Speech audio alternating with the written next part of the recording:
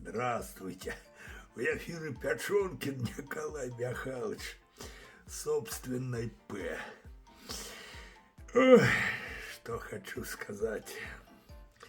Поздравить хочу наших женщинок. А как поздравить? Стихами написал сам, блядь, муха. Ну, не хуже, чем у других, не надо там эти. Вот, про 8 марта. С 8 марта поздравляю. Счастья, радости желаю.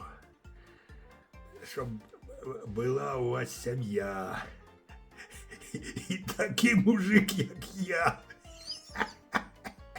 Блядь, муха.